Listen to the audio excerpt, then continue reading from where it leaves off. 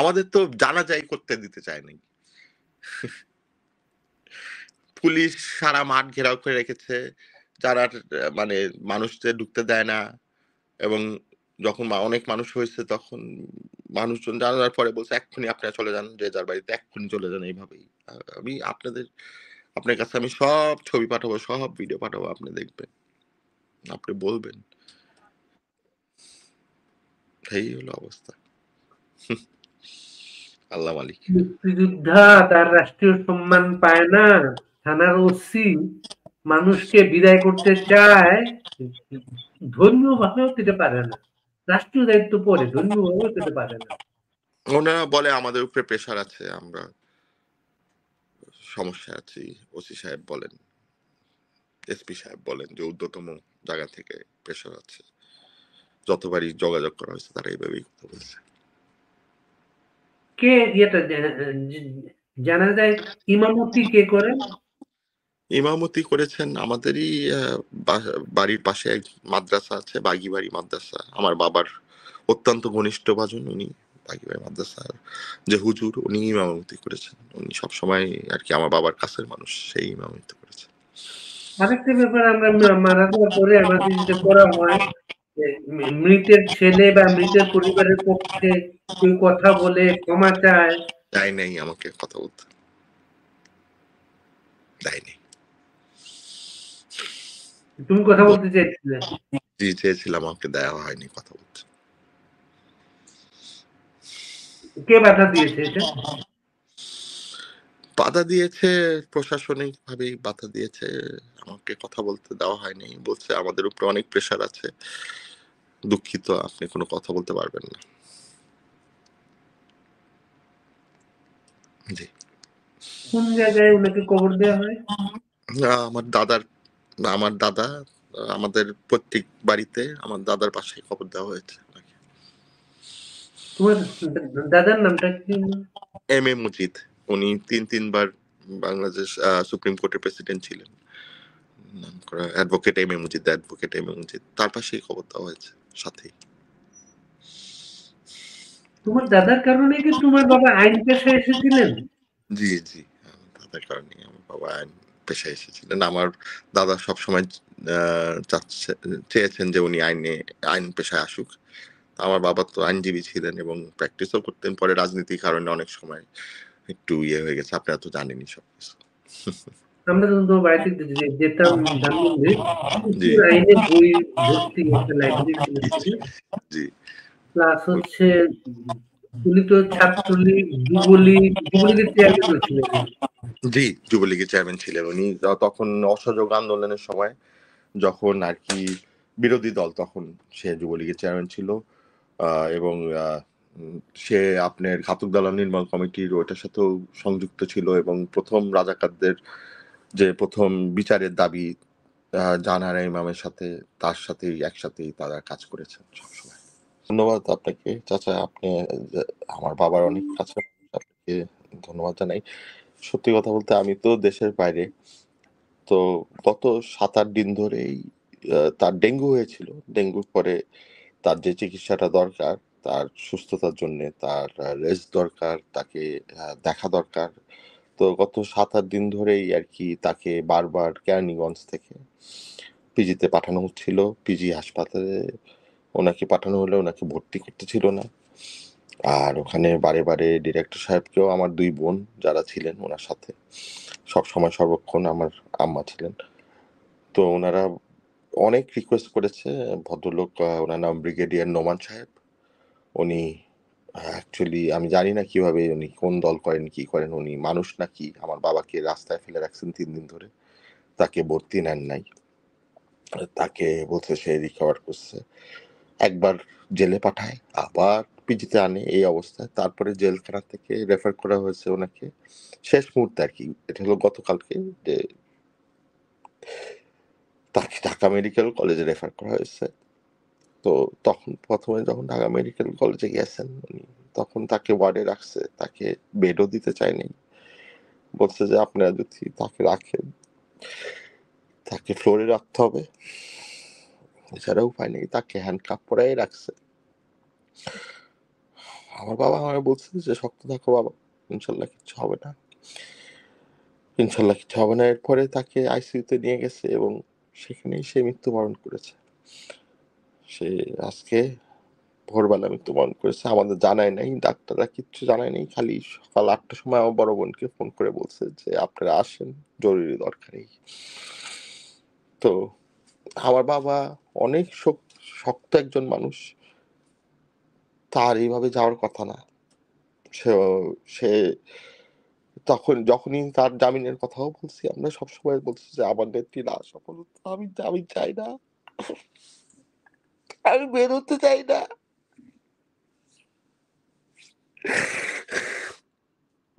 উনি উনি অনেক শক্ত মানুষ, ওনাকে অসুস্থ করে মেরে ফেলেছে। আমার বাবাটারে গাড়ি দিয়ে নিয়ে আসছে, নিয়ে গেছে খালি আর গরমের মধ্যে শুকায় কাঠ বানায় ফেলছে আমার বাবাটারে।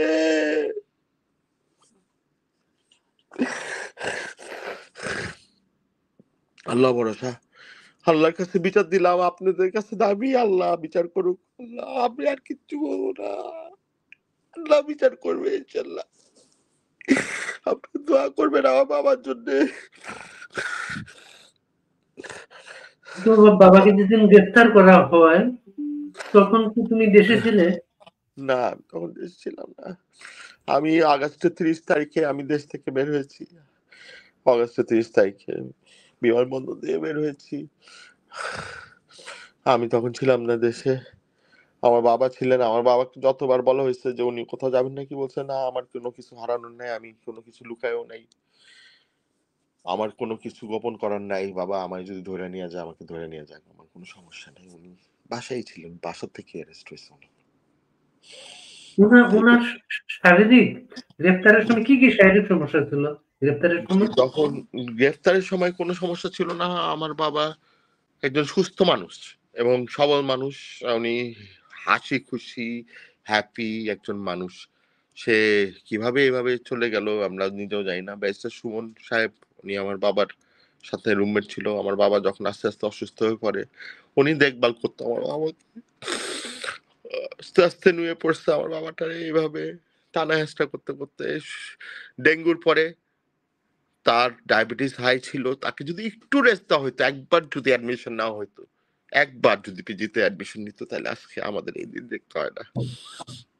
একবারও নেয়নি তারা। ওনার বাইপাসটা কবে হয়েছিল? বাইপাস বাইপাস 2011 সালে, জি 2011 সালে। ওগুলা ওগুলা কোনো সমস্যা ছিল না, শুধু আমার বাবা শুধু ডেঙ্গু আক্রান্ত হয়েছে, ওইটার থেকেও সুস্থ হয়েছে, ডেঙ্গুও ঠিক হয়েছে, কিন্তু এরপরে ডেঙ্গুর পরে যে ওনার যে চিকিৎসাটা করবে, তারা এই চিকিৎসাটা আর করে নাই, তারা চিকিৎসা করে নাই। তাকে হাতে ধরে ডেঙ্গুটা প্রথম প্রথম কবে কখন ডেঙ্গুর কথা শোনা যায় প্রথম? আজকে থেকে 8 দিন আগে আরো ডেঙ্গু হয়েছে। ডেঙ্গু থেকে সুস্থ হয়েছে, 2 দিন ছিল পিজিতে, ওনাকে না রেখে ওনাকে আবার বের করে দেওয়া হয়েছে, তার অ্যাডমিশন কেটে দেওয়া হয়েছে। এবং এটা হলো ব্রিগেডিয়ার নোমান, উনি মেনলি এইসব কাজ করেছে। তোমরা আল্লাহ। ভাই বোন, তোমরা ভাই বোন কয়জন তোমরা? আমি এক ছেলে, আমার 2 বোন, তারা দেশেই আছেন। তারা আজকে দাফন করে আসছে আমার বাবারে। আজকে দাফনের সময় আজকে এসপি সাহেবকে ফোন করতে হয়েছে, ওসি সাহেবকে ফোন করতে হয়েছে, তারা জোর জবরদস্তি বলছে যে 100 মানুষের বেশি যে না হয়, আগে দাফন করেন, 2 থানায় জানাজা পড়া যাবে না, তাতে হাজার মানুষের দোয়ায় সবাই ছিল, দোয়া করে ইনশাল্লাহ দাফন হয়েছে, ভালোভাবে দাফন হয়েছে। আমার বাপটারে শেষ পর্যন্ত হ্যান্ডকাফ পরায় রাখছে আমার বাবাটারে।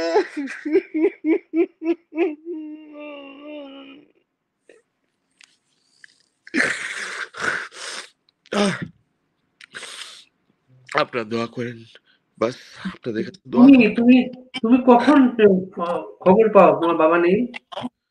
আমি সকালবেলা, আমি সকাল ভোরবেলা অ্যাকচুয়ালি ভোর 6টার সময় আমি খবর পেয়েছি। আমাকে কেউ বলে নাই, আমার যারা লোকজন ছিল তারা খালি বলতেছে আপনার বোনদের আসতে বলেন, পরে কথা বলবো, পরে কথা বলবো বলছে। তখনই আমি বুঝেছি আমার বাবা নাই, তখনই বুঝেছি আমার বাবা নাই। সে আইসিইউতে ছিল গত রাত্রেও অনেক মানুষজনের সাথে কথা বলছে, সবার নাম পরিচয় জানছে। যতবার তাকে নার্স জিজ্ঞেস করছে আপনার নাম কি, সে একেবারে জোরে বলছে আমার নাম অ্যাডভোকেট নুরুল মজিদ মাহমুদ হুমায়ুন। এভাবে কথা বলছে সে, এভাবেই কথা বলছে সে। আজকে সে হঠাৎ করে কি হলো, কোনো লাইফ সাপোর্ট না, কিচ্ছু না, কেন জানি না কি হলো, আমাদের কোনো ধারণা নেই। আপনারা আসছেন, আপনারা জানেন। সাদি তুমি একটু তুমি জি সাদি তুমি একটু ইয়ে করছো, তোমার মানুষের কথা বুঝতে পারছি। তুমি আজকে আজকে বলছো উনি তো মারা গিয়েছেন গতকালকে, তাই তো? জি গতকালকে মারা গেছে। জি গতকালকে। জি। আর তোমার সাথে সর্বশেষ কবে কথা হয়েছে তোমার বাবা? আমার সাথে 3 দিন আগে কথা হয়েছে, হুইল চেয়ারে ছিলেন উনি তখন। তো উনি পিজির সামনে বসেছিলেন। আমি আপনাদের ভিডিও টিডিও সব পাঠিয়ে দিচ্ছি, আমার কাছে সব ছবি আছে। তো বলছে যে বাবা তুমি শক্ত থাকো, এতটুকুই বলছে, চিন্তা করো না। আর বলছে যে আমায় নিয়ে চিন্তা করো না, আমার জামিন টামিন কিছু দরকার নাই, যেদিন নেত্রী আসবে ওই দিন আমি বাইর হবো, এছাড়া আমি বাইর হবো না, এই কথাই বলছে। উনার নামে মামলা কয়টা ছিল সর্বমোট? ওনার নামে মামলা আহ, একাধিক ছিল, 4টা ছিল, মার্ডার কেস ছিল।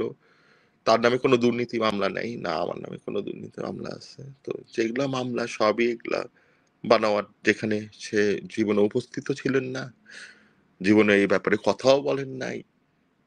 আমি নিজে জানি আমার বাবা তখন ওই যেই সব টাইমে মামলা দিয়েছে উনি অসুস্থ ছিলেন, উনি অবস্থা খারাপ ছিল। ওনার নামে উনাকে মামলা কোথা থেকে অ্যারেস্ট করা হয়েছিল এটা? বাসা থেকে অ্যারেস্ট করেছে, বাসা। So উনি কোথাও যান নাই, বাসা থেকে। ঢাকার বাসায় না নরসিংদীর বাসায়? ঢাকার বাসা থেকে, ঢাকার বাসা থেকে।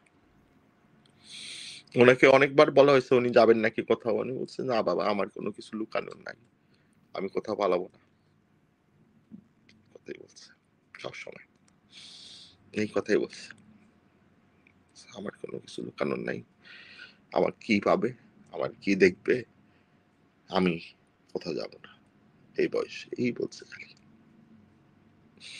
উনাকে তো আমরা বহু বছর ধরে দেখি, তুমি তো ছোট ছিলে সাদি। জি আমরা যখন তোমাদের ধানমন্ডির বাসায় যেতাম জি জি তখন এত নেতা কর্মী ওই বাসায় থাকতো, আসতো, যাওয়া আসা করতো। তো কর্মী বান্ধব একটা মানুষ ছিলেন উনি। জি কর্মীদের সাথে সবসময় বন্ধুর মতো সম্পর্ক ছিল উনার সবসময়। জি জি, এখনো আছে। আজকে এত বিপদের মধ্যেও এত মানুষকে থ্রেট করা হয়েছে, অ্যারেস্ট করা হবে, এই করা হবে, সেই করা হবে, হাজারো মানুষের ঢল আজকে ছিল, তা জানা যায়, আল্লাহর রহমত। যে তো জায়গায় জানাজা হলো, যে যে কোন জায়গাটা, জানাজার জায়গাটা? জানাজা প্রথম হয়েছে হলো আপনার গুলশান আজাদ মসজিদে, ওটা বাদেশা, তারপরে হয়েছে গতকালকে হয়েছে এটা, আর আজকে হয়েছে হলো তার নিজ বাড়ি, আমার বড় আব্বার স্কুল মাঠ, শুক্র মাহমুদ উচ্চ বিদ্যালয়। তো মনদী থানা এটা। যদিও আমরা চেয়েছিলাম যে বেলাবো মনদী দুই জায়গায় হোক, তো বেলাবোতে তো আমাদের পারমিশনই দেয় নাই, তারা মানা করে দিয়েছে প্রশাসন যে বেলাবোতে হবে না। তারপরে মনোদিতে যখন মাইকিং করতেছিল মাইকটাইকও নিয়ে চলে গেছে তারা, পুলিশ মাইকিংও করতে দেয়নি আমাদের, আমার বাবার জানাজার। তো তার দাদার স্কুল যেটা শুক্র মাহমুদ উচ্চ বিদ্যালয়, ওইটার মাঠেই তার জানাজা হয়েছে। মনোহর দিতে যারা মাইক কেড়ে দিল, অনুমতি দিল না, এরা কারা এরা? Police, police. ওসির নামটা কি? মনোহরদির ওসির নামটা কি? আমি ওসি সাহেবের নাম জানি না, জেনে আপনাকে জানাবো। বেলাবোর ওসি সাহেবও নিষেধ করেছেন, জানাজার কথা বলছে আমরা দায়িত্ব নিতে পারবো না বেলাবোতে, আপনারা জানেন এই সেই অ্যারেস্ট হলে আমরা কিছু যাই না। তো আমরা তো জীবনেও চাই না যে আমার বাবার কারণে বা আমাদের কারণে কেউ সমস্যায় পড়ুক। তবুও যারা মন থেকে ভালোবাসে তাকে। তোমার বাবা এই দেশের জন্য যুদ্ধ করেছেন, এই দেশকে স্বাধীন করেছেন, সেই দেশে স্বাধীন দেশে অস্থি করছে, তার জানাজা করতে দিবে কিনা? তাকে বারে বারে বলা হচ্ছিল যে সকাল 7টার মধ্যে দাফন করে জানাজা ঘরের মধ্যে ছাড়তে বলা হয়েছে।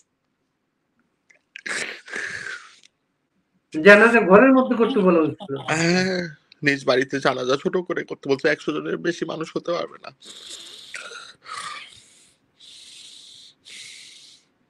এই মাইকিং বন্ধ করে কোন সময় মাইকটা কেড়ে নেয়, কখন এটা? আজকে আজকে আপনার কালকে রাত্রে মাইক কেড়ে নিয়ে গেছে। কালকে রাত্রে থেকে মাইকিং শুরু হয়ে গেছিল। কিন্তু এশার নামাজ মানে ১ম জানাজার পর থেকেই গুলশানের তারপরে থেকে মাইক কেড়ে নিয়ে গেছে তারা। তুমি তো তোমার বিদেশের জায়গা থেকে বসে তোমার বাবার জানাজা ফেসবুকে দেখতেছিলে, তাই না? জি, আমি ভিডিও কলে দেখতেছিলাম মেইনলি। আমার কিছু বলার নাই। আমাকে আমাকে আমার বোনরা, আমার আত্মীয়স্বজন বলছে, "তুমি কোনো পোস্ট দিবা না।" আমি দোয়াও চাইতে পারি না। আমার বাবা যখন অসুস্থ, তাইলে যদি ওনাকে চিকিৎসা ঠিকমতো না দেয়, এজন্য দোয়াটাও চাইতে পারি নাই কারো কাছে। বলতেও পারি নাই কারো কাছে, আমার বাবা অসুস্থ। খালি চুপ করে দেখছি, খালি দেখছি তাকে পরিকল্পিতভাবে মেরে ফেলছে চাচা। অসুস্থ বানায় মেরে ফেলছে। আমার বাবা অসুস্থ ছিলেন। ওনার কোনো সমস্যা ছিল না। চিন্তা করতে পারো সাদি জেলখানায় একজন ডিভিশনার, উনি তো জি, মন্ত্রী ছিলেন, এমপি ছিলেন, জি, ডিভিশন প্রাপ্ত একটা মানুষ। জি, কত অব্যবস্থা থাকলে জেলখানায় ওই ডিভিশন প্রাপ্ত ছেলে একজনের ডেঙ্গু হয়। জি, জি, সেটাই। এবং ডেঙ্গু হওয়ার পর ২ দিন রেখে তাকে আবার ফেরত পাঠায় দেওয়া হয়। তাকে ৩ বার আনা হয় কেরানীগঞ্জ থেকে পিজি হাসপাতালে। প্রত্যেকদিন এই গরমের মধ্যে একটা অ্যাম্বুলেন্স, যেখানে কোনো রকম কোনো সুবিধা নাই। খালি একটা খাট, একটা অ্যাম্বুলেন্সের মধ্যে একটা স্ট্রেচার। এছাড়া কিচ্ছু নাই। তাকে নিয়ে হাসি ঠাট্টা করা হয়। তাকে মানুষের ভিতর দিয়েই একটা হুইলচেয়ার দিয়ে টেনে হেঁচড়া নিয়ে যায়, আবার নিয়ে আসে, আবার হাতে হাতকড়া পরানো। এইভাবেই করছে তারা। এইভাবেই করছে। এবং আমরা কিছু ছবি দেখলাম, অনেক রুগী একটা বেডে তাকে রাখা হয়েছে, বিছানার চাদর নেই, তার হাতে বেডে তো হাত রাখা করা। হয়েছে, তখনই বলা হয়েছে যে এই বেড থাকবে না, এটা আরেকজন ভদ্রতা করে দিয়েছে। তাকে বলছে তাকে ফ্লোরে থাকতে হবে। তাকে বারান্দায় নিয়ে গেছে। এই এই অবস্থা। এই আজকে আমার বাবা আজকে দেশের জন্য এই অবস্থা আজকে। আর কিছু বলার নেই। কিচ্ছু বলার নেই। ভিডিও কলে যখন দেখছিলে বাবার জানাজা, তোমার মন কি বলছিল তখন? আমার মন বলছে আমার বাবা এই কষ্টের থেকে দূরে আছে, শান্তিতে আছেন। উনি শান্তি মতো গিয়েছেন, হাসি মুখে গেছেন। মানুষ ভালোবাসে তাকে। আমি মানুষের কাছেই দোয়া চাইছি। আমার বাবা শান্তিতেই গিয়েছেন। আল্লাহর কাছে দোয়া চাই সবার কাছে। এই, আর কিচ্ছু না। তোমার কথায় আমরা বুঝলাম সেইখানে একজন সাক্ষী আছে, তার চিকিৎসা নিয়ে বেস্টের সুমন। সুমন যেহেতু রুমমেট ছিলেন, জি, জি, সুমন যদি কোনোদিন বাইরে আসতে পারেন, তার জি। কাছে আমরা শুনতে পারবো আরো বিস্তারিত জানতে পারবেন অবশ্যই, অবশ্যই। কোনোদিন জি, বাইরে আসতে পারলে সুমন। অবশ্যই, ইনশাল্লাহ, ইনশাল্লাহ। উনি অনেক আমার বাবার অনেক খেদমত করেছেন। আমার বাবা নিজে বলছে। তো উনার জন্য দোয়া করি। তো আজকে আমার বাবার কোনো সমস্যা ছিল না। তাকে এইভাবে অসুস্থ করে মারা হয়েছে। আর কিচ্ছু না। এটাই সত্য। এটাই আমি জানি। আজকে আমি বললাম আপনার এখানে। তুমি কি এতদিন বলি নাই। হত্যাকাণ্ড মনে করো? এটা হত্যাকাণ্ড। পরিকল্পিত হত্যাকাণ্ড। এবং আহ আমাদের কথা হয়েছে, দলীয় মানুষের সাথে কথা হয়েছে। এবং আমি এই ব্যাপার নিয়ে অনেক দূর যাবো। আমি আন্তর্জাতিকভাবেও যাবো। তার সাথে যেই কাজ করা হয়েছে, তাকে যেই অমানবিক, তাকে যেই টর্চার করা হয়েছে, আমি এই ব্যাপারে দেখবো ইনশাল্লাহ। আমি অভিযোগ করব। যেখানে অভিযোগ করার আমি করব। আমরা জীবনে এগুলা করি নাই। আজকে আমরা ক্ষমতা থাকতেও আমার বাবাকেও দেখি নাই জীবনে এইভাবে করতে কারো সাথে। আমরাও জীবনেও চিন্তা করিনি। আজকে তার সাথে যেই ব্যবহার, তার এই অবস্থায়, তার এই বয়সে ৭ দিনে আমার বাবারে মেরে ফেলছে। ৭ দিনে মেরে ফেলছে আমার বাবাকে। ৭ দিনে। পিজিতে কি বলা হচ্ছিল? কেন অ্যাডমিশন দেবে না তারা? ডাক্তার জেলখানার ডাক্তার যিনি ছিলেন উনি রেফার করছে পিজিতে মানুষজন দিয়ে বলানোর পরে সকালবেলা ভর্তি করেছে। বিকালবেলা আমার বোনরা যখন বাসায় ফেরত এসছে তাদের আবার ফোন করে বলা হয়েছে যে আমার বাবাকে আর কি আবার ফেরত পাঠানো হয়েছে কারণ সে সুস্থ। সকালবেলা ভর্তি করা হয়েছে, বিকালবেলা ফেরত পাঠাচ্ছে। তখন ডিরেক্টর সাহেবের সাথে যখন আমার বোনরা দেখা করেছেন বলছেন আপনারা কেন আসছেন আমার সাথে দেখা করতে, আপনি তো আমার সাথে দেখা করার কথা না, এটা তো ডক্টরের কাজ, এখানে আমার সাথে কেন দেখা করতে আসছেন। ওই ডিরেক্টর সাহেবই ডক্টরকে প্রেসার দিয়ে আমার বাবার সিট কেটে দিয়েছে। ডিরেক্টর সাহেব সারা জীবন ডিরেক্টর থাকবেন, তাই তো? ব্রিগেডিয়ার নোমান, আল্লাহ ভরসা, আল্লাহ মালিক। একজন মুক্তিযোদ্ধা, বীর মুক্তিযোদ্ধা ডিরেক্টর সাহেব, আপনি আজকে ডিরেক্টর সাহেব হয়েছেন এই দেশটা স্বাধীন হওয়ার কারণে। একজন বীর মুক্তিযোদ্ধা শেষ জীবনে। আরেকটা ব্যাপার সাথী, উনাকে যখন দাফন করা হয়, জি উনি মুক্তিযুদ্ধ, ওনাকে তো কোনো রাষ্ট্রীয় সম্মান দেওয়া হয় নাই। না, রাষ্ট্র সম্মান দেওয়া হয়নি। আমাদের তো জানাজাই করতে দিতে চায় নাই। পুলিশ সারা মাঠ ঘেরাও করে রেখেছে, যারা মানে মানুষদের ঢুকতে দেয় না। এবং যখন অনেক মানুষ হয়েছে তখন মানুষজন জানার পরে বলছে এক্ষুনি আপনারা চলে যান, যে যার বাড়িতে এক্ষুনি চলে যান। এইভাবেই আমি আপনার কাছে আমি সব ছবি পাঠাবো, সব ভিডিও পাঠাবো, আপনি দেখবেন, আপনি বলবেন। এই হলো অবস্থা। আল্লাহ মালিক। মুক্তিযোদ্ধা তার রাষ্ট্রীয় সম্মান পায় না, থানার ওসি মানুষকে বিদায় করতে চায়, ধর্মীয় ভাবেও দিতে পারে না, রাষ্ট্রীয় দায়িত্ব পরে ধর্মীয় ভাবেও দিতে পারে না। ওনারা বলে আমাদের উপরে প্রেশার আছে, আমরা সমস্যা আছি। ওসি সাহেব বলেন, এসপি সাহেব বলেন যে ঊর্ধ্বতম জায়গা থেকে প্রেশার আছে। যতবারই যোগাযোগ করা হয়েছে তারা এইভাবেই কথা বলছে। কে ইয়েটা জানা যায় ইমামতি কে করেন? ইমামতি করেছেন আমাদেরই বাড়ির পাশে এক মাদ্রাসা আছে, বাগিবাড়ি মাদ্রাসা। আমার বাবার অত্যন্ত ঘনিষ্ঠ ভাজন উনি। বাগিবাড়ি মাদ্রাসার যে হুজুর উনি ইমামতি করেছেন। উনি সবসময় আর কি আমার বাবার কাছের মানুষ, সেই ইমামতি করেছেন। আরেকটা ব্যাপার, আমরা মারা যাওয়ার পরে আমাদের যেটা করা হয়, মৃতের ছেলে বা মৃতের পরিবারের পক্ষে কেউ কথা বলে ক্ষমা চায়। দেয় নেই, আমাকে কথা বলতে দেয়নি। তুমি কথা বলতে চাইছিলে? জি চেয়েছিলাম, আমাকে দেওয়া হয়নি কথা বলতে।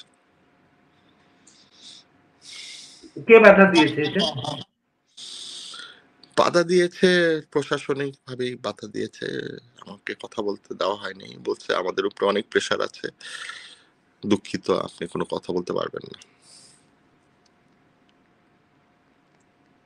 জি। কোন জায়গায় ওনাকে কবর দেওয়া হয়?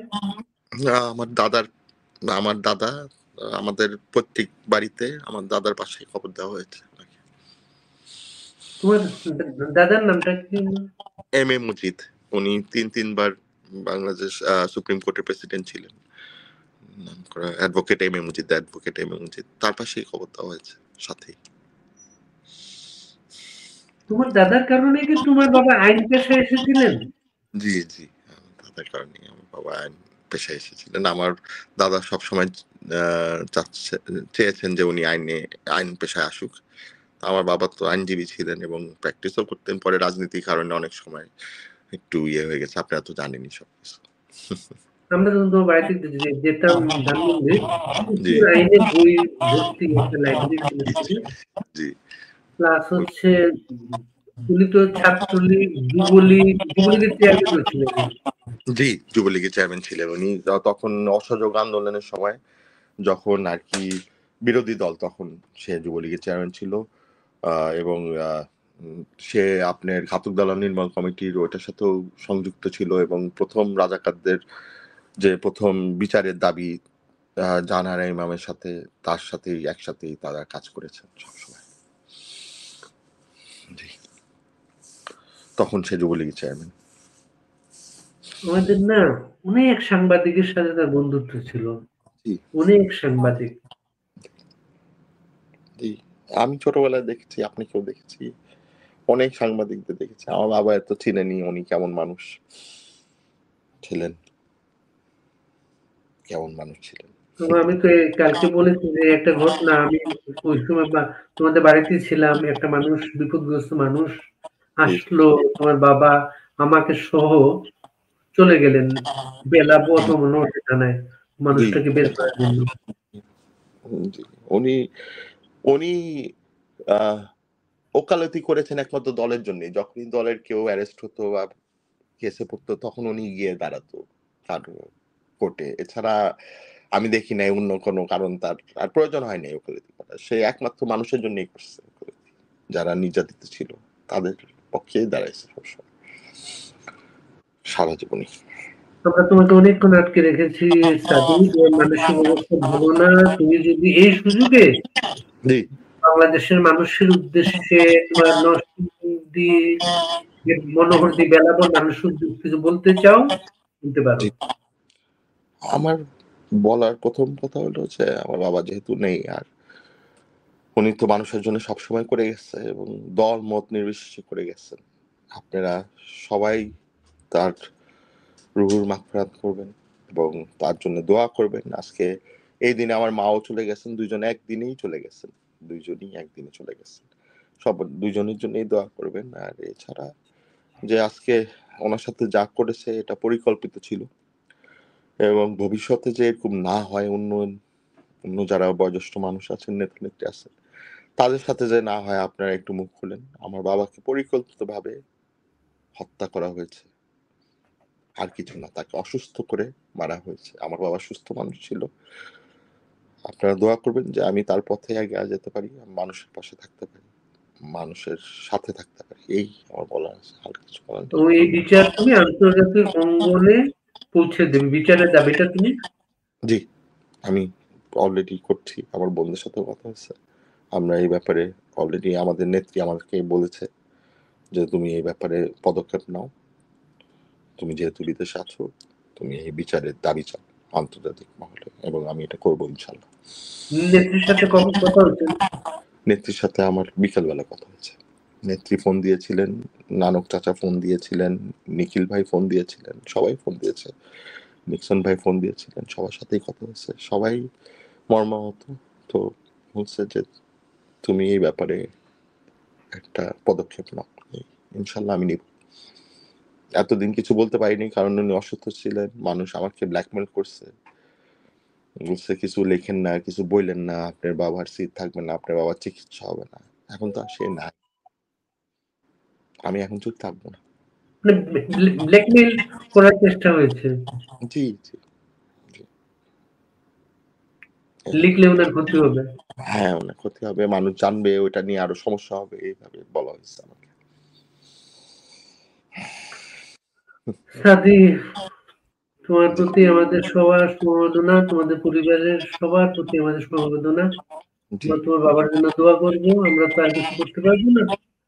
তুমি যদি এই বিচারটাকে নিয়ে যেতে পারো, এটা জি। আপনাদের সহযোগিতা দরকার অবশ্যই এই এটা ব্যাপারে। একটা নজির হয়ে থাকবে, এটা দৃষ্টান্ত জি, হয়ে থাকবে। জি। এই তুমি একমাত্র সেক্টরে আরো ছেলে আরো বাবা। নেতা-নেত্রীদের এইভাবে অত্যাচার করতেছে জেল হাজতে এখনো। হ্যাঁ? আজকে আমাদের যে আ আ মন্ত্রী ছিলেন দীপুমণি, উনার শরীরটাও খারাপ। উনাকেও এই একই অত্যাচার করা হচ্ছে যেটা আমি জানি। তো আমি অবশ্যই আমি শুরু করব। কালকে থেকেই ইনশাআল্লাহ শুরু করব। অলরেডি আমরা একটা অ্যাপ্লিকেশন পাঠিয়েছি। আরো বলব ইনশাআল্লাহ। যেখানে বলা হয় সেখানে বলব। এখন আর আমার হারানোর কিছু নাই। আর কিছু নাই হারানোর। সবচেয়ে বড় পুরস্কার আজকে যে মানুষের ঢল, আমরা যেটা দেখলাম, জানা যায় মানুষের ঢল, জি, এর চেয়ে বড় পুরস্কার হতে পারে না। জি, মানুষ ভালোবাসলেই তো এইভাবে ছুটে আসে সবাই। জি, জি, সেটাই, সেটাই। আলহামদুলিল্লাহ। মানুষের ভালোবাসাতেই আমরা আছি। এর জন্যই টিকে আছি। আর কিচ্ছু নেই। মানুষের ভালোবাসা নিয়েই আছি। বাবা বলে গেছে সবসময় মানুষের পাশে থাকার জন্য। মাও বলছে সবসময় মানুষের পাশে থাকার জন্য। এটা নিয়েই থাকবো। আল্লাহ ভরসা। দল নিয়েই থাকবো। আজকে আমার বাবা দল করছে জন্য তার এই অবনতি। আমি এই দলটাই করব। এই দলের পাশেই থাকবো। দেখি কি হয়। সাদিক, আল্লাহ তোমাকে এই কষ্ট সহ্য করার ক্ষমতা দিন। আমরা সবাই তোমার জন্য দোয়া করছি। ভালো থাকবে। জি, জি। আসসালামু আলাইকুম।